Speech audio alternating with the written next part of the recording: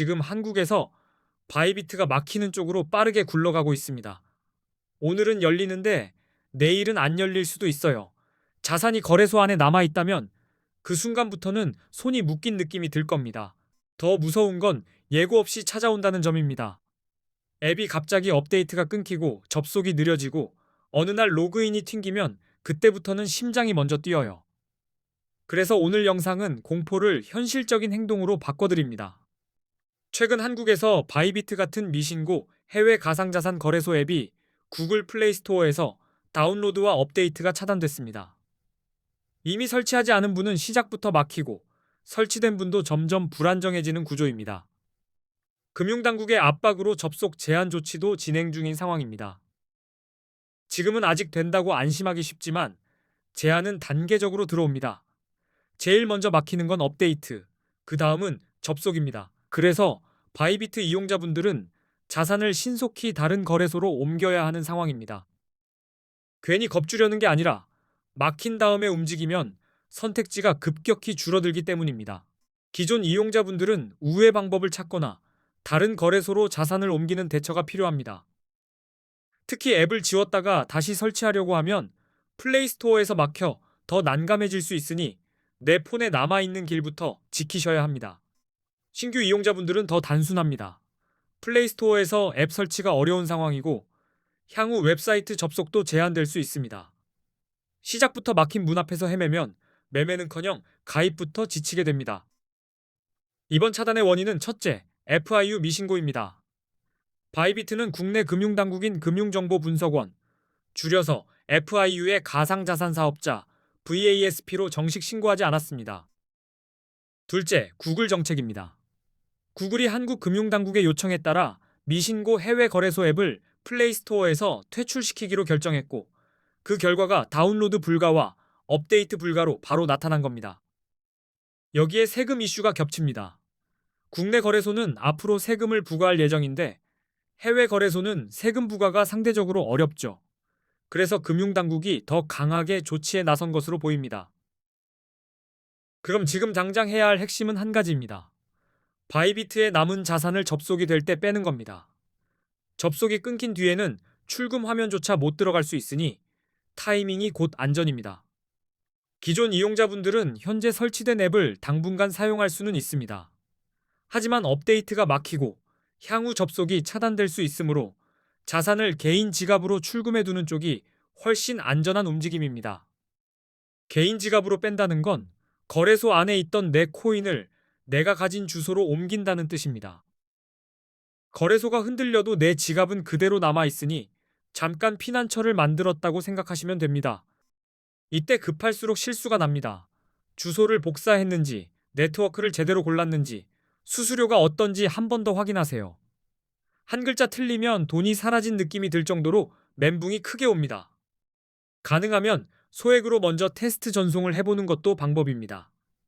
작은 금액이 정상적으로 들어오는 걸 확인하면 그 다음 큰 금액을 옮길 때 손이 덜 떨립니다.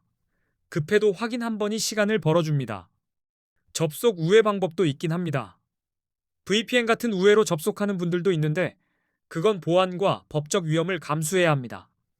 잠깐은 되더라도 계정과 기기 보안이 흔들리면 더 큰 비용을 치를 수 있어요. 국내 거래소 이용이 대안이 될 수는 있습니다.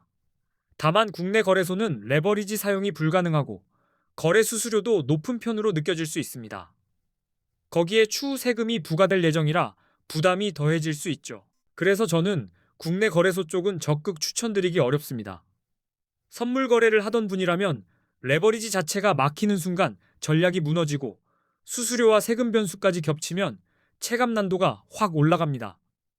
지금 이 사태로 한국인들이 가장 많이 가입하고 이동하고 있는 거래소 5개를 비교 분석해 두었습니다. 단순 나열이 아니라 실제로 옮길 때 걸리는 부분과 쓰는 느낌을 중심으로 정리해 놨습니다. 이 5개 거래소는 원화 입금이 가능하고 한글 지원도 가능합니다. 게다가 수수료가 저렴한 편이라 잦은 매매를 하는 분들에겐 비용 압박이 덜할 수 있습니다. 조건이 이동용으로 괜찮은 곳들입니다. 그리고 가입 시 $100를 지급하는 이벤트를 진행하는 곳도 포함되어 있습니다. 이런 건 타이밍이 지나면 끝나는 경우가 많아서 관심 있으시면 고정 댓글에서 바로 확인하시는 게 빠릅니다. 거래소 5개 정보는 영상 아래 고정 댓글에 정리해 두었습니다. 급하신 분은 지금이라도 고정 댓글부터 눌러서 길을 확보하세요. 길이 보이면 공포가 확 줄어듭니다. 자, 자산 이동 이야기를 마쳤으면 이제 본론입니다. 이제부터는 코인 선물 거래의 기본적인 단타법을 설명드리겠습니다. 언제 롱을 잡고 언제 숏을 잡아야 하는지 기준을 잡아드릴게요. 비트코인 같은 암호화폐는 변동성이 매우 큽니다.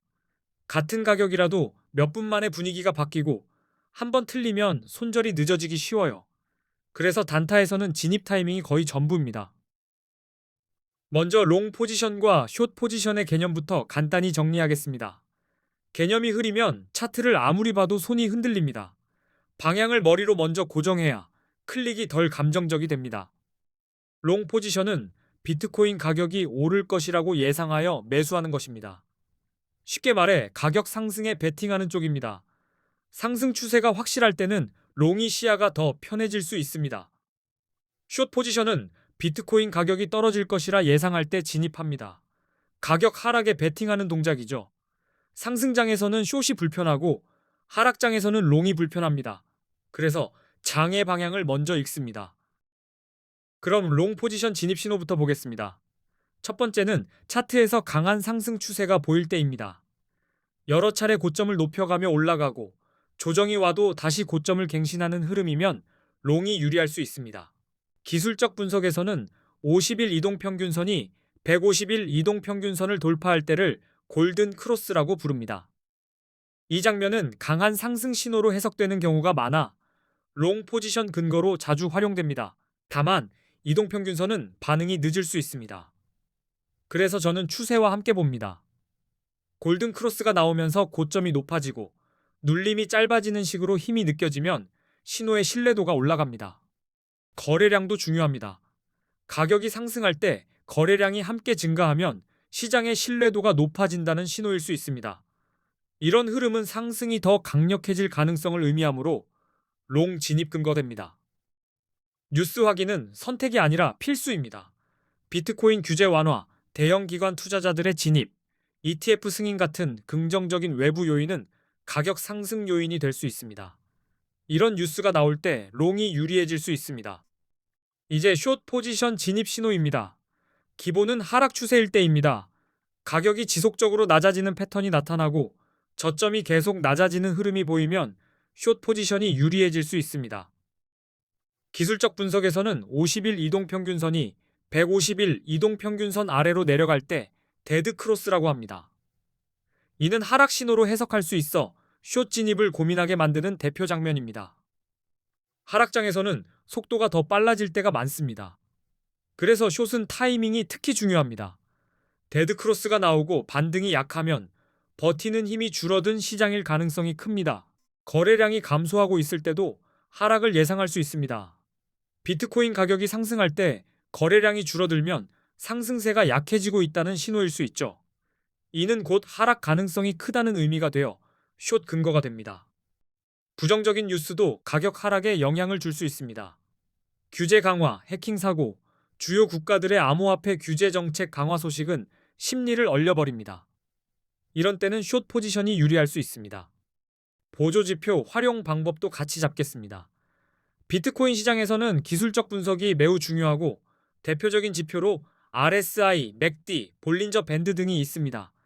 지표는 정답이 아니라 근거를 늘려줍니다. RSI로 과매수, 과매도 상태를 판단할 수 있습니다. RSI가 70 이상이면 과매수로 해석되어 숏을 고려할 수 있고 30 이하이면 과매도로 해석되어 롱이 유리할 수 있습니다. 맥디는 추세의 힘과 전환 신호를 보조해줍니다. 상승이 계속되는지, 힘이 꺼지는지, 흐름을 읽는 데 도움이 되죠. 볼린저 밴드는 변동성과 트렌드를 함께 보여줘서 시장의 긴장도를 체감하게 합니다. 예를 들어 밴드 폭이 좁아지면 에너지가 모이는 구간일 수 있고 그 다음 크게 벌어지면 변동성이 터질 수 있습니다. 그때는 방향 확인이 더 중요해집니다. 멍하니 있으면 파도에 휩쓸립니다. 그래서 저는 단타에서 한 가지 습관을 권합니다. 큰 추세가 위인지 아래인지 먼저 보고 그 다음 짧은 구간에서 진입 신호를 찾는 겁니다. 큰 흐름과 작은 신호가 같은 방향이면 마음이 덜 흔들립니다. 또 하나, 거래량과 뉴스는 확인 도장처럼 쓰시면 좋습니다. 차트가 좋아 보여도 거래량이 없거나 뉴스가 악재로 쏟아지면 그 신호는 쉽게 깨질 수 있습니다. 반대로 재료가 붙으면 움직임이 커집니다.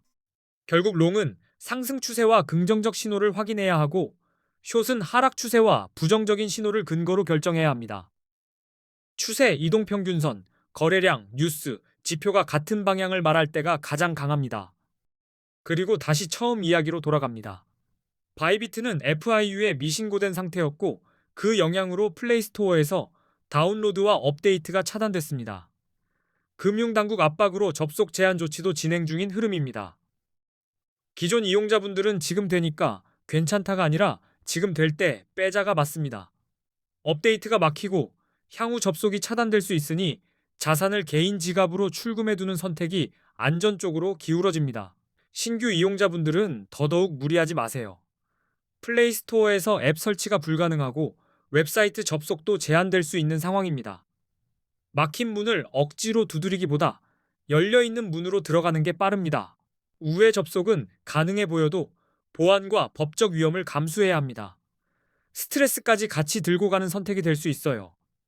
그래서 많은 분들이 아예 다른 거래소로 이동하며 판을 갈아타는 겁니다. 제가 정리한 한국인 이동이 많은 거래소 5개 비교 자료에는 원화 입금, 한글 지원, 수수료, 이벤트 같은 핵심 포인트가 들어가 있습니다. 고정 댓글에서 보시고 본인 상황에 맞게 선택하시면 됩니다. 고정 댓글에는 정말 유용한 꿀팁도 함께 정리해 두었습니다. 자산 이동부터 계정 준비까지 초보가 막히는 지점만 골라서 정리해 놨으니 영상 보고 바로 실행으로 이어가시면 좋겠습니다. 자산을 옮기고 나면 그 다음은 롱과 숏 신호를 눈으로 찾는 연습입니다. 오늘 말씀드린 상승 추세, 하락 추세, 골든 크로스, 데드 크로스, 거래량, 뉴스, 보조 지표를 차트에서 하나씩 확인해 보세요. 처음엔 신호가 다 비슷해 보이지만 몇 번만 직접 찍어보면 패턴이 보입니다. 그때부터는 느낌이 아니라 근거로 누르게 됩니다. 클릭이 달라지면 결과도 달라집니다. 이 영상이 코인 단타에 도움이 되셨습니까?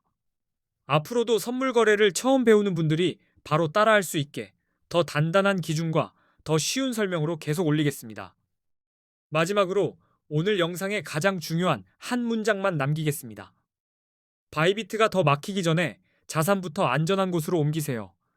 그리고 그 다음에야 단타는 기술로 시작할 수 있습니다. 그래, 시청해주셔서 감사합니다.